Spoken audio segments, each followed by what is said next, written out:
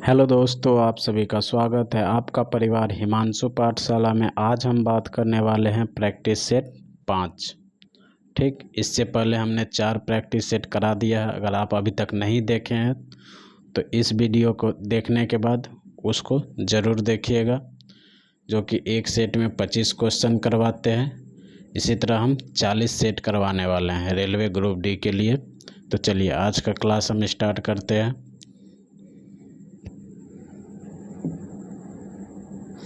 आज का पहला क्वेश्चन है, पाल राजवंश का पहला राजा कौन था? पाल राजवंश का पहला राजा कौन था? Option A Gopal, option B Devpal, option C Maidanpal, option D Nandlal. क्या हो जाएगा इसका आंसर? Option A Gopal. क्या हो जाएगा? Option A Gopal.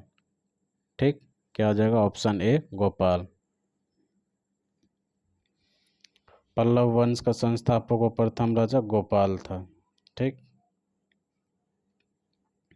अगला क्वेश्चन है, ऐतिहासिक ग्रांड ट्रंक रोड का निर्माण कई शासकों द्वारा कराया गया था। मौर्य वंश के शासनकाल के दौरान इसे क्या कहा जाता था?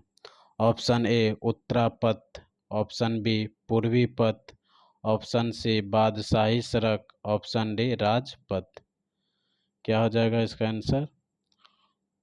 Option A Uttarapath. क्या हो जाएगा? Option A Uttarapath.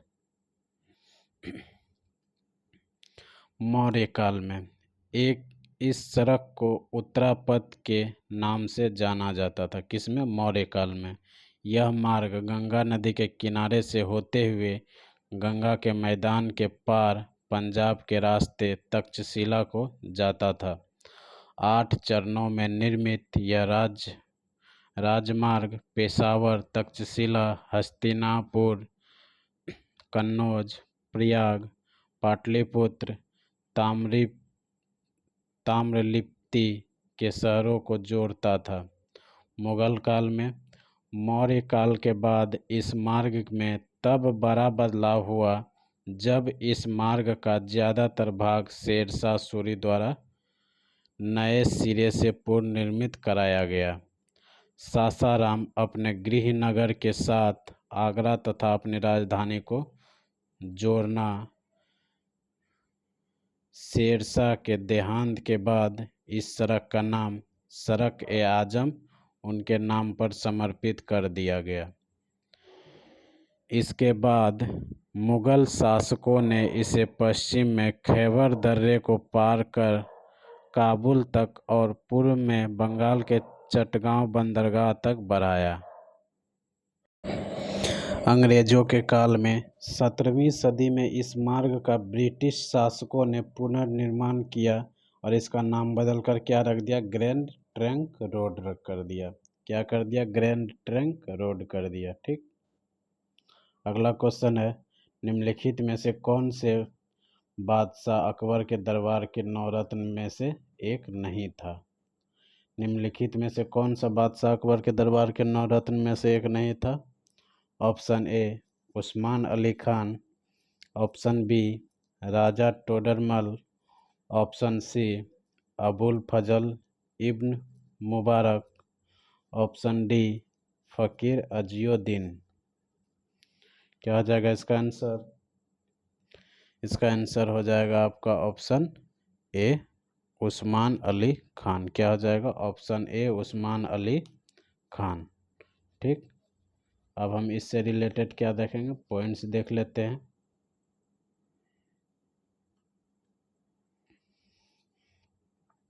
पॉइंट्स क्या है? अकबर के दरबार में रहने वाले 9 गुणवान दरबारियों को 9 रत्न के नाम से जाना जाता था। ये दरबारी थे 9 रत्न। कौन कौन था? अबुल फजल, फैजी, तानसेन, राजा बीरबल, राजा टोडरमल, राजा मानसिंह, अब्दुर रहीम खान ए खाना, फ़कीर अज़ियुद्दीन व मुल्ला दो प्याजा। जबकि उस्मान अली खान हैदराबाद रियासत के अंतिम निजाम थे। ठीक, अगला क्वेश्चन, सन 1857 ईस्वी के विद्रोह में किसने भाग नहीं लिया? सन 1857 के विद्रोह में किसने भाग नहीं लिया? ऑप्शन है रानी Lakshmibai, option B Bhagat Singh, option सी नाना साहेब, ऑप्शन डी तात्या टोपे। क्या हो जाएगा इसका आंसर? इसका आंसर हो जाएगा आपका ऑप्शन बी भगत सिंह। क्या हो जाएगा? Option B Bhagat Singh. रानी लक्ष्मीबाई ने झांसी से, नाना साहब के ने कानपुर से, तात्या टोपे ने ग्वालियर से विद्रोह का नेतृत्व किया। भगत सिंह 1857 के विद्रोह से संबंधित नहीं थे। अगला क्वेश्चन है, बिस्मार्क ऑफ इंडिया किसे कहा जाता है? बिस्मार्क ऑफ इंडिया किसे कहा जाता है? Option A Jawaharlal Nehru, option B Vallabh Bhai Patel, option C Sarojini Naidu, option D Lokmanya Tilak. क्या हो जाएगा इसका answer? Option B Vallabh Bhai Patel. क्या हो जाएगा? Option B Vallabh Bhai Patel. आज़ादी के बाद विभिन्न रियासतों में बिखरे भारत के भू राजनीतिक एकीकरण में केंद्रीय भूमिका निभाने के लिए वल्लभ भाई पटेल को भारत का बिस्मार्क और लौह पुरुष कहा जाता है। अगला क्वेश्चन है, भारतीय संविधान में 44वें संविधान संशोधन के परिणाम स्वरूप है।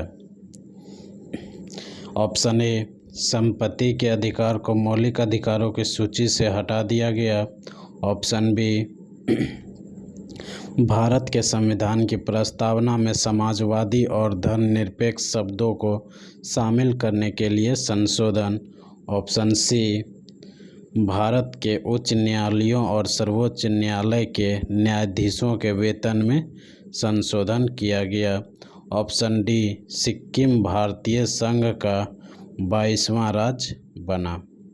क्या हो जाएगा इसका आंसर? इसका आंसर हो जाएगा आपका ऑप्शन ए। क्या हो जाएगा? ऑप्शन ए संपत्ति के अधिकार को मौलिक अधिकारों की सूची से हटा दिया गया। भारतीय संविधान में 44वें संविधान संशोधन के परिणाम स्वरूप क्या किया गया? संपत्ति के अधिकार को मौलिक अधिकारों के सूची से हटा दिया गया। ठीक, भारतीय संविधान के 44वें संशोधन 1974 में हुआ था। 1978 भारतीय संविधान के 74वें संशोधन 1978 के द्वारा संपत्ति के अधिकार को मौलिक अधिकार की सूची से हटाकर संविधान के अनुच्छेद 300 क के अंतर्गत कानूनी अधिकार बना दिया गया। 36वें संविधान संशोधन 1975 के द्वारा सिक्किम को 22वां पूर्ण राज्य घोषित किया गया। 42वें संविधान संशोधन 1976 के द्वारा संविधान के उद्देशिका में समाजवादी, पंथनिरपेक्ष, अखंडता शब्द को शामिल किया गया। ठीक, अगला क्वेश्चन है, भारतीय संविधान के अनुसार अटॉर्नी जनरल का कार्यकाल कितने वर्षों का होता है? भारतीय संविधान के अनुसार अटॉर्नी जनरल का कार्यकाल कितने वर्षों का होता है? ऑप्शन ए 5 वर्ष, ऑप्शन बी अनिश्चित, ऑप्शन सी नियत, ऑप्शन डी 3 वर्ष। क्या हो जाएगा इसका आंसर? ऑप्शन बी अनिश्चित। क्या हो जाएगा? ऑप्शन बी अनिश्चित। इससे रिलेटेड कुछ पॉइंट्स देख लेते हैं। संविधान के अनुच्छेद 76 में भारत के महान न्यायवादी अटॉर्नी जनरल की नियुक्ति, योग्यता, पदावधि, वेतन, कार्य तथा अधिकारों का उल्लेख है। इसकी नियुक्ति मंत्रिमंडल की सलाह पर राष्ट्रपति करता है तथा राष्ट्रपति के प्रसाद पर्यंत पद पर बना रहता है, अर्थात उसका कार्यकाल अनिश्चित होता है। महान्यायवादी भारत का प्रथम विधि अधिकारी होता है। अगला क्वेश्चन आप लोग बनाइए तब तक।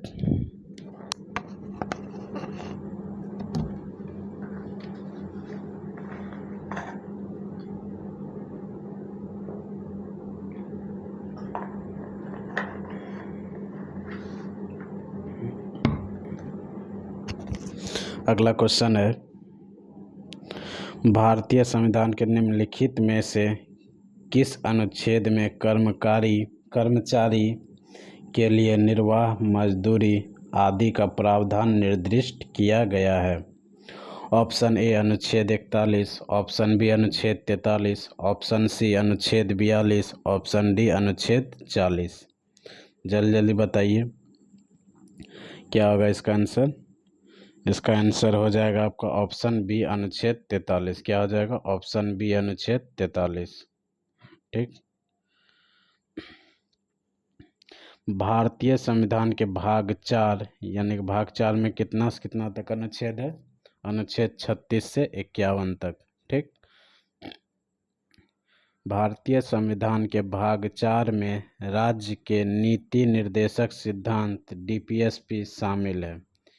इन सिद्धांतों का उद्देश्य लोगों के लिए सामाजिक आर्थिक न्याय सुनिश्चित करना और भारत को एक कल्याणकारी राज्य के रूप में स्थापित करना है। ठीक। भारतीय संविधान के अनुच्छेद 43 में यह प्रावधान है कि राज्य सभी कामगारों के लिए निर्वाह योग्य मजदूरी और एक उचित जीवन स्तर सुनिश्चित करने का प्रयास करेगा। ठीक। अगला क्वेश्चन देखते हैं। अगला क्वेश्चन है, नीचे एक अभिकथन ए और एक कारण आर दिया गया है। ठीक। अभिकथन क्या है? भारत में न्यायपालिका कार्यपालिका से स्वतंत्र है। भारत में न्यायपालिका कार्यपालिका से स्वतंत्र है। और कारण आर क्या है? न्यायपालिका सरकार का समर्थन करती है और उसकी योजनाओं के कार्यान्वयन में मदद करती है। इसका सही आंसर क्या होगा? ऑप्शन ए सही है लेकिन आर गलत है। ऑप्शन बी ए गलत है लेकिन आर सही है। ऑप्शन सी ए और आर दोनों सही है और आर ए की उचित व्याख्या है। ए और आर दोनों गलत है। क्या हो जाएगा इसका आंसर? जल्दी जल्दी बताइए क्या होगा। इसका आंसर होगा ऑप्शन ए सही है लेकिन आर गलत है। ठीक। क्या भारत के न्यायपालिका कार्यपालिका से स्वतंत्र है, ये सही है। और न्यायपालिका सरकार का समर्थन करती है और उसका योजनाओं के कार्यान्वयन में मदद करती है, ये गलत है।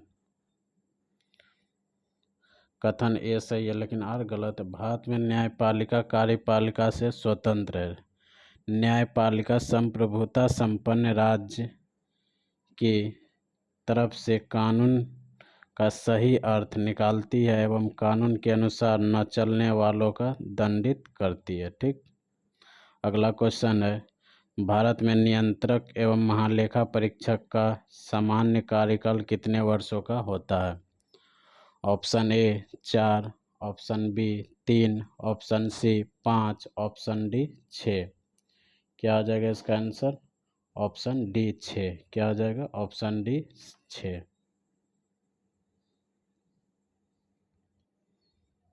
भारत के नियंत्रक और महालेखा परीक्षक भारत के संविधान के तहत एक स्वतंत्र प्राधिकरण है। भारतीय संविधान में अनुच्छेद 148 CAG की नियुक्ति, शपथ और सेवा की शर्तों से संबंधित है। यह भारतीय लेखा परीक्षण और लेखा विभाग का प्रमुख होता है। CAG को राष्ट्रपति द्वारा केवल संविधान में दर्ज प्रक्रिया के अनुसार हटाया जा सकता है। ठीक। जो कि सर्वोच्च न्यायालय के न्यायाधीश को हटाने की प्रक्रिया के समान है। इसका कार्यकाल 6 वर्ष या 65 वर्ष की आयु तक होता है। अगला क्वेश्चन है,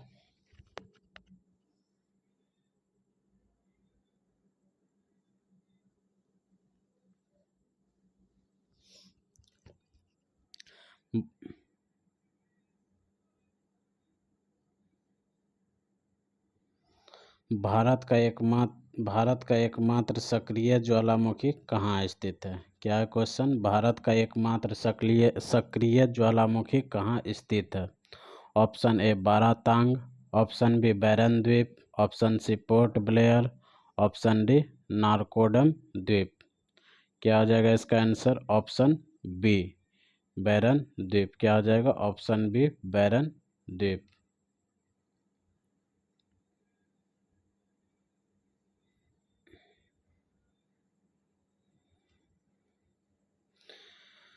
बैरन द्वीप में भारत का एकमात्र सक्रिय ज्वालामुखी है। यह द्वीप लगभग 3 किलोमीटर में फैला है। यहाँ का ज्वालामुखी फरवरी 2017 में फटा था। यह अंडमान निकोबार द्वीप समूह की राजधानी पोर्ट ब्लेयर से लगभग 140 किलोमीटर उत्तर पूर्व में बंगाल की खाड़ी में स्थित है।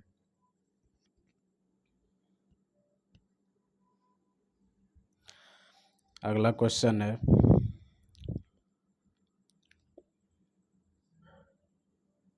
भारत में पहली मेट्रो ट्रेन कब और कहाँ शुरू हुए थे? भारत में पहली मेट्रो ट्रेन कब और कहाँ शुरू हुए थे? ऑप्शन ए 24 अक्टूबर 1984 को कोलकाता में, ऑप्शन बी 15 अगस्त 1947 को दिल्ली में, ऑप्शन सी 2 अक्टूबर 1945 को बेंगलोर में, ऑप्शन डी 26 जनवरी 1950 को बम्बई में। क्या आ जाएगा इसका आंसर? ऑप्शन ए 24 अक्टूबर 1984 को कलकत्ता में। सबसे पहले कहाँ मेट्रो ट्रेन शुरू हुआ था? कलकत्ता में। कब हुआ था? 24 अक्टूबर 1984 को। ठीक। भारत में पहली मेट्रो ट्रेन 24 अक्टूबर 1984 को कोलकाता में शुरू हुई थी। यह भारत की प्रथम भूमिगत एवं मेट्रो प्रणाली थी। इसके बाद दिल्ली मेट्रो 2002 में प्रारंभ हुई थी। वर्तमान में भारत के 9 शहरों में मेट्रो ट्रेन चल रही है। ठीक। अगला क्वेश्चन देखते हैं, पाकिस्तान में सिंधु नदी को किस उर्दू नाम से संबोधित किया जाता है? पाकिस्तान में सिंधु नदी को किस उर्दू नाम से संबोधित किया जाता है? Option A Sindhu, option B Nahr al Sindhu, option C Darya e Sindhu, option D Sindh. क्या आ जाएगा इसका answer? Option C Darya e Sindhu. क्या आ जाएगा? Option C Darya e Sindhu.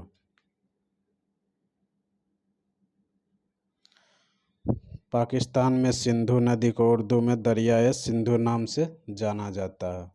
यह चीन, भारत और पाकिस्तान से होते हुए बहती है। यह पाकिस्तान की सबसे लंबी व राष्ट्रीय नदी है। कौन? सिंधु नदी। अगला क्वेश्चन है, नेपा नगर में कौन सा उद्योग समृद्ध है? नेपा नगर में कौन सा उद्योग समृद्ध है? ऑप्शन ए चीनी उद्योग, ऑप्शन बी रसायन उद्योग, ऑप्शन सी सीमेंट उद्योग, ऑप्शन डी कागज उद्योग। क्या हो जाएगा इसका आंसर? ऑप्शन डी कागज उद्योग। क्या हो जाएगा? ऑप्शन डी कागज उद्योग।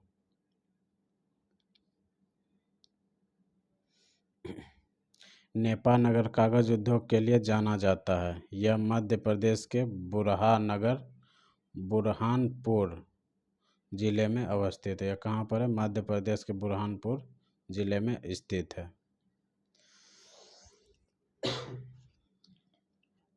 अगला क्वेश्चन है, देश के अंतर्गत भूकंपों का अध्ययन किया जाता है। किसके अंतर्गत भूकंपों का अध्ययन किया जाता है? Option A montology, option B seismology, option C volcanology, option D topography. क्या हो जाएगा इसका आंसर? Option B seismology. क्या हो जाएगा? Option B seismology. भूकंपों का अध्ययन क्या कहलाता है? Seismology logy.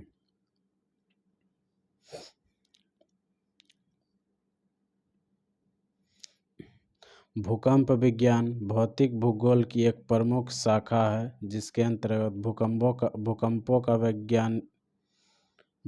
का वैज्ञानिक अध्ययन एवं तथ्यपूर्ण विश्लेषण किया जाता है। भूकंप के वैज्ञानिक अध्ययन के माध्यम से पृथ्वी तथा अन्य ग्रहों के अंतर्गत भाग की संरचना और स्थिति के बारे में जानकारी प्राप्त की जाती है। अगला क्वेश्चन है, भारत में सार्वजनिक क्षेत्र का सबसे पुराना बैंक कौन सा है? भारत में सार्वजनिक क्षेत्र का सबसे पुराना बैंक कौन सा है? Option A Allahabad bank, option B Punjab national bank, option C bank of Maharashtra, option D oriental bank of commerce. क्या हो जाएगा? Option A Allahabad bank. Option A Allahabad bank. Bharat में सार्वजनिक क्षेत्र का सबसे पुराना बैंक कौन सा है? इलाहाबाद बैंक।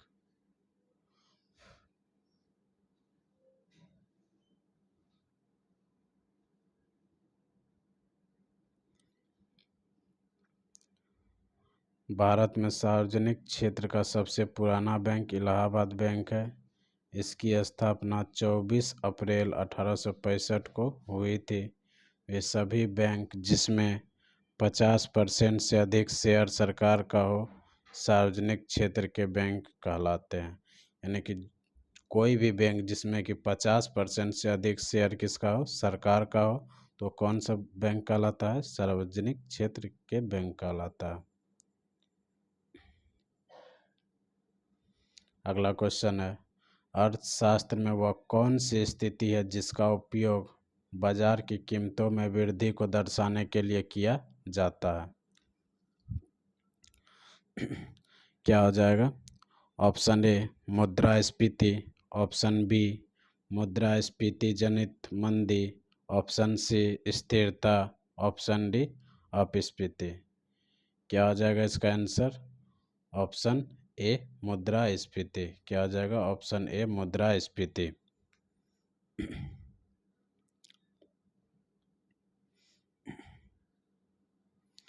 जब किसी अर्थव्यवस्था में सामान्य कीमत स्तर लगातार बढ़े और मुद्रा का मूल्य कम हो जाए तो उसे मुद्रास्फीति कहते हैं। यह गणितीय आकलन पर आधारित एक अर्थशास्त्रीय अवधारणा है जिससे बाजार में मुद्रा का प्रसार व वस्तुओं की कीमतों में वृद्धि या कमी की गणना की जाती है। अगला क्वेश्चन है, कौन सा सरकारी संगठन भारतीय प्रतिभूति बाजार में सक्रिय सभी निवेशकों का प्रमुख नियामक है? कौन सा सरकारी संगठन भारतीय प्रतिभूति बाजार में सक्रिय सभी निवेशकों का प्रमुख नियामक है? Option A IRDAI, option B RBI, option C SEBI, option D NABARD. क्या हो जाएगा इसका आंसर? Option C SEBI. क्या हो जाएगा? Option C SEBI.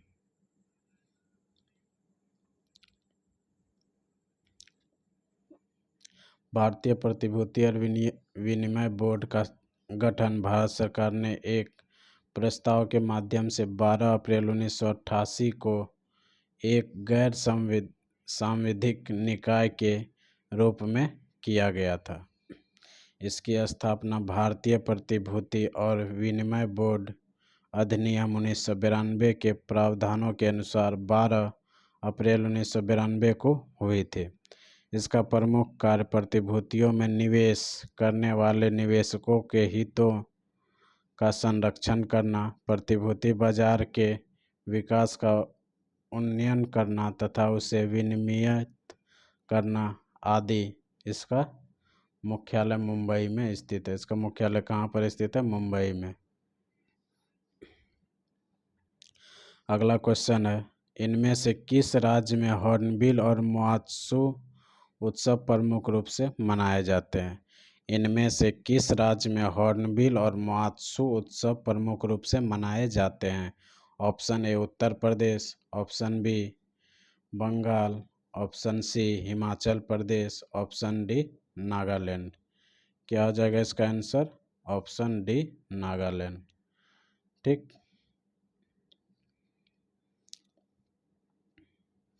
नागालैंड भारत में हॉर्नबिल और मात्सु उत्सव प्रमुख रूप से मनाए जाते हैं। हॉर्नबिल त्यौहार का नाम हॉर्नबिल पक्षी के नाम से रखा गया है, जो नागाओं के लिए पूजनीय और प्रिय पक्षी है। इस त्यौहार को वर्ष 2000 से पर्यटकों के बीच लोकप्रिय बनाने के लिए शुरू किया गया। अगला क्वेश्चन है भारत में हर साल राष्ट्रीय गणित दिवस कब मनाया जाता है? भारत में हर साल राष्ट्रीय गणित दिवस कब मनाया जाता है? ऑप्शन ए 22 दिसंबर, ऑप्शन बी 22 नवंबर, ऑप्शन सी 21 मार्च, ऑप्शन डी 21 जनवरी। क्या आ जाएगा इसका आंसर? 22 दिसंबर, ऑप्शन ए। क्या हो जाएगा? 22 दिसंबर, ऑप्शन ए। भारत में राष्ट्रीय गणित दिवस प्रत्येक 22 दिसंबर को मनाया जाता है, क्योंकि भारत के महान गणितज्ञ श्रीनिवास रामानुजन का जन्म 22 दिसंबर 1887 ईस्वी को तमिलनाडु इरोड में हुआ था। इन्होंने संख्या पद्धति एवं गणित के अन्य क्षेत्रों में अतुलनीय योगदान दिया। केंद्र सरकार द्वारा इनकी 125वीं वर्षगांठ पर वर्ष 2012 को राष्ट्रीय गणित वर्ष के रूप में मनाया गया था। अगला क्वेश्चन है अर्जुन पुरस्कार पाने वाले पहले भारतीय निशानेबाज कौन थे? अर्जुन पुरस्कार पाने वाले प्रथम भारतीय निशानेबाज कौन थे? Option A Jaspal Rana, option B Maharaj Bhim Singh, option C Shyamlal, option D Maharaja Karni Singh. क्या हो जाएगा इसका आंसर? इसका आंसर हो जाएगा ऑप्शन डी महाराजा करनी सिंह। क्या हो जाएगा? महाराजा करनी सिंह, ऑप्शन डी। अर्जुन पुरस्कार पाने वाले पहले भारतीय निशानेबाज महाराजा करनी सिंह थे। यह पुरस्कार भारत सरकार द्वारा खेल के क्षेत्र में उत्कृष्ट प्रदर्शन करने वाले खिलाड़ियों को प्रदान किया जाता है। इस पुरस्कार की शुरुआत वर्ष 1961 में हुई थी। इस पुरस्कार के विजेता को अर्जुन की मूर्ति तथा 15 लाख रुपये इनाम दिए जाते हैं। वर्ष 2021 को अर्जुन पुरस्कार शिखर धवन को क्रिकेट के क्षेत्र में और सीए भवानी को तलवारबाजी के क्षेत्र में प्रदान किया गया। अगला क्वेश्चन है संयुक्त राष्ट्र का प्रमुख न्यायिक अंग कहाँ स्थित है? संयुक्त राष्ट्र का प्रमुख न्यायिक अंग कहाँ स्थित है? Option A Vienna, option B Geneva, option C New York, option D Hague. क्या आ जाएगा इसका आंसर? इसका आंसर हो जाएगा ऑप्शन डी हैग। क्या आ जाएगा? ऑप्शन डी हैग।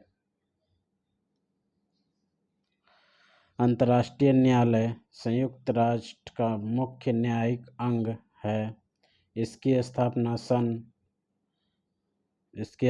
जून 1945 में संयुक्त राष्ट्र के चार्टर द्वारा की गई थी। यह द हेग में स्थित है। द हेग नीदरलैंड में स्थित है। इस न्यायालय में 15 न्यायाधीश होते हैं, जिसमें प्रत्येक का कार्यकाल 9 वर्ष का होता है और इसका चुनाव महासभा और सुरक्षा परिषद द्वारा किया जाता है। अगला क्वेश्चन है निम्नलिखित में से कौन सी ट्रॉफी हॉकी से संबंधित है? निम्नलिखित में से कौन सी ट्रॉफी हॉकी से संबंधित है? Option A Santosh trophy, option B Ranji trophy, option C Subroto cup, option D Bombay gold cup. क्या आ जाएगा इसका answer? Option D Bombay gold cup. क्या आ जाएगा? Bombay gold cup, option D.